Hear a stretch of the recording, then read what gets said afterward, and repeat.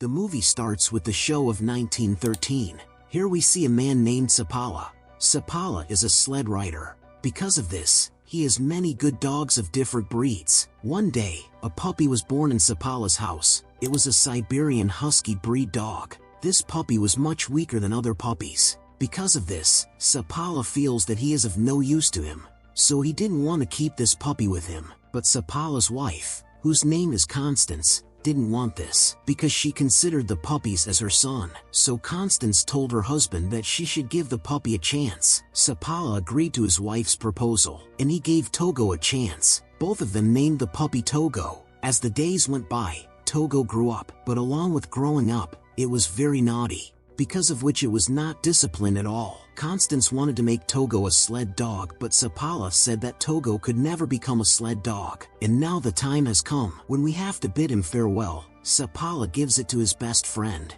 But Constance knew that Togo was so naughty that no one could keep him with them. And it happens. The next day, his friend brings it back. The man tells Seppala that his dog is very naughty, so he can't keep it with him. Seppala is not happy when Togo comes back, but his wife is very happy. Actually, Togo gets into trouble with Seppala's every move. Whenever he went to practice sledding with his dogs, he used to lock Togo in one place. But as soon as he goes, Togo digs the ground and goes to the other side of the circle. And in a short time, he reaches that place where Seppala is practicing with his dogs. When Togo comes here, all the other dogs start playing with Togo, because of which their practice was ruined. Once, Seppala falls into the water. Togo's actions make Seppala very upset. So, the next day, he locks it in a room. But somehow Togo gets out of this room and it goes back to the same place where the other dogs were practicing. Seppala was very upset with Togo's actions, so he gives Togo to his female friend. Seppala's friend was very strict. She says that she always stays at home,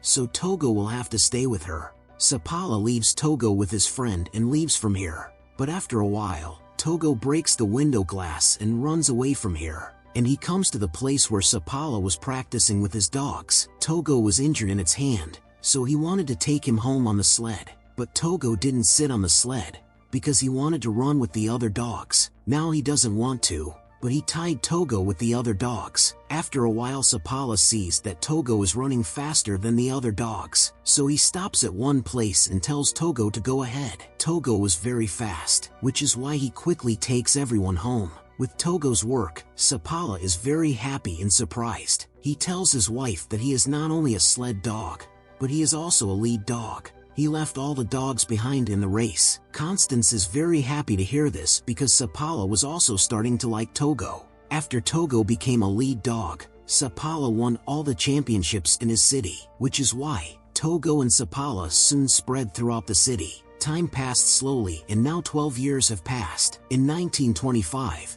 when Seppala returned to his city with his dogs, his friend Dan told him that an epidemic had spread in his city. It's called diphtheria. Due to that disease, many children here are suddenly getting sick and many children have passed away. That's why the mayor of the city calls for an emergency meeting. Seppala also comes to the meeting. The meeting tells that the disease has an antidote, and that antidote is 600 kilometers away from here, in Nevada. People there cannot send that medicine here by helicopter, because the weather here is going to get worse very soon. He asked Seppala about the weather. Seppala says that when I was returning home today, I saw a storm running from the mountains on the way, which is slowly moving towards our city. All my dogs were running towards home in fear of the storm. Togo did this for the first time in 12 years. So if it is scared of the storm, we should be scared of him too, because the storm is going to be very scary. Although he wanted Seppala to go to Nevada with his sled dogs and bring the medicine here, but Seppala goes away without giving any answer. When he comes out, a doctor asks for a lift. Seppala gives the lift to the doctor, and he takes him to his hospital. When Seppala looks inside the hospital from the window, he sees a lot of children inside who are fighting with their illness, and their condition is very serious. They couldn't be saved without medicines. When Seppala comes home, he tells his wife at night that he will go to take the medicine, but his wife didn't want this because she knew that in such dangerous weather, going 600 kilometers away would be like committing suicide. But the caretaker says that I have to go to get the medicine, because the children I have seen in the hospital, they know us, and I will take Togo with me. But his wife says that Togo is now 12 years old, and you said that it can't even travel up to 115 miles, and the journey you are going on is 600 miles. You love Togo a lot, and I don't want you to be responsible for Togo's death. But Seppala didn't want to leave without Togo. The next morning, Seppala says goodbye to his wife and heads towards Nevada. As Seppala was moving forward with his dogs, the storm was getting stronger. The storm had such a strong snowy wind that Seppala couldn't see anything. Togo was leading, and Seppala constantly asked his dogs to move forward, because he had to reach Nevada as soon as possible and bring back the medicine. These all are on a very deep slope that Togo stops. Seppala doesn't understand anything as to why Togo stopped. So when he gets down and looks, he sees a very deep pit in front of him. Togo saw this pit in such a dangerous storm that he stopped here, because he saved Seppala and the other dogs. Seppala saw that Togo's leg was injured and blood was coming out of it. Now, after traveling all day, these people reach an outpost. There is a lady doctor at this place. She tells Seppala that his dog Togo is very tired. Actually, Togo was 12 years old, and it's not right for it to travel so long. But the next morning, Seppala and his leading dog Togo were moving forward with all the other dogs in this snowy storm. On the other hand, we see that the health of the children was getting worse in the hospital, and here Seppala was moving forward continuously. He wanted to reach Nevada as soon as possible with a shortcut so that he could take that medicine. A frozen lake appears in front of them as they move forward. It could have been very dangerous to walk on it, and a very dangerous storm was also coming towards them. But Seppala is not afraid of this. He tells his dogs to move forward. Togo leads all the dogs and moves forward.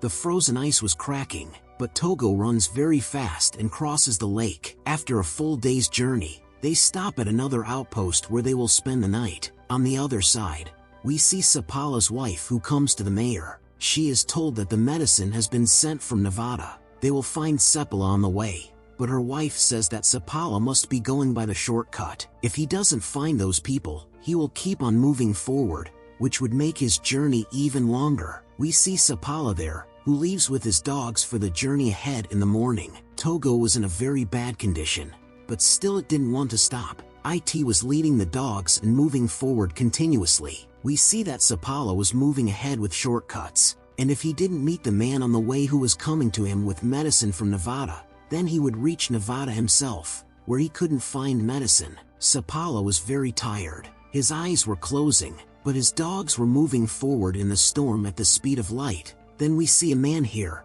whose name is Henry. Henry is the same man who was coming to Seppala with medicine from Nevada. Henry was up, but Seppala was moving forward with his dogs. Henry calls him and runs after him screaming, but there was a strong wind blowing here, which made Seppala not hear his voice. But luckily, Togo hears his voice. Henry feels that Seppala didn't see him, so he gets sad. But then he sees that Seppala is coming back. Actually, Togo had stopped ahead. Henry gives medicine to Seppala, for which he has come so far. Both were at an outpost. Seeing Togo's condition, Henry says that you should leave your dog here because it is in a very bad condition. I have lost many of my dogs in this dangerous storm. That's why I don't want you to lose your dog too. Hearing this, Seppala refuses to listen to him and says that Togo is my lead dog and I can't move forward without Togo. Now Seppala was about to go back to his city with his medicine. On the way back, they again find the same dangerous lake which they crossed a day ago. And if these people don't walk on this path, then their path will be even longer for a day. That's why Seppala decides to go back on this path. He tells Togo to move ahead. Togo leads all the dogs and quickly crosses this lake. We see that water has started to flow from the lake, and if they don't cross the lake quickly, then all of them will drown. Togo and the other dogs run very fast. The reason why they reach the shore is that they can get out of the lake, because the ice on which they stood before, the ice starts to float in the water. Now there was water in front of them. Seppala quickly picks up Togo and throws it on the shore, and says, "Pull," so that the ice could reach the edge of the cliff. Togo, despite being injured, used all his strength to pull the ice off, and the ice reached the edge of the cliff. Everyone was out of the frozen lake and everyone was saved. After that, they came to the same outpost where a woman was a doctor. When the doctor saw Togo, she starts weeping. Seppala asks what happened. Then the doctor tells him that your dog is dying because its condition is very bad. Hearing this, Seppala is very sad because he loves his dog Togo very much. After spending the night on the outpost, the next morning when he was moving ahead, Seppala did not force Togo to run on sled. Rather, he makes Togo sit on his sled because he had become very weak along with being sick. But Togo does not sit on the sled. It stands up and comes back to the front. Seppala puts the Togo back on the sled, but Togo comes back to the front. Seeing this, Seppala understands that Togo still wants to lead and it doesn't want to rest. That's why he gives him a chance to move forward, after which he keeps moving forward. After a few hours of journey, the storm takes on such a terrifying form that Seppala can't see anything ahead of him, and he can't even see the way where he has to go. Seppala comes to Togo and says, "I don't know anything.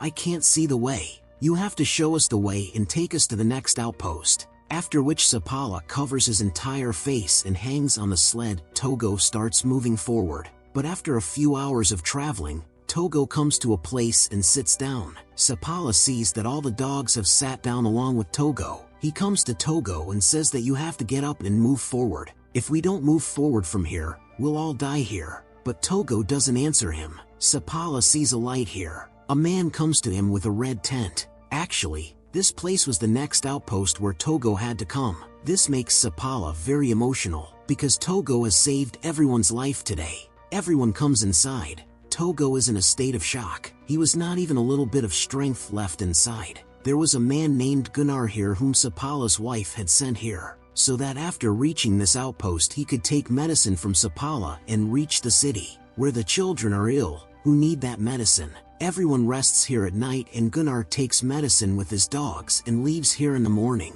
And then after a few hours he reaches his hometown. A reporter was already waiting for these people here, because this news reached New York that a sled rider has decided to travel 600 miles and has played his life in the snowstorm and has gone to get medicine for the sick children. The reporter thinks that these are the same team and dogs who had gone to Nevada to get the medicine. So the reporter, instead of Seppala, publishes the name of Gunnar in his news. With that news, Seppala's wife gets very disappointed. On the other hand, Togo had recovered to a great extent. That is why he comes back to his city with Togo and the other dogs. Here many people come to thank Togo and Seppala. The children are here who were cured of the disease. When one of them sees Togo, she asks Seppala if this dog is going to die. Hearing this, Seppala is very sad and leaves the room. Constance also follows him. Seppala tells her that today Togo's condition is because of me. He was a 12-year-old dog, so it shouldn't have been taken with him.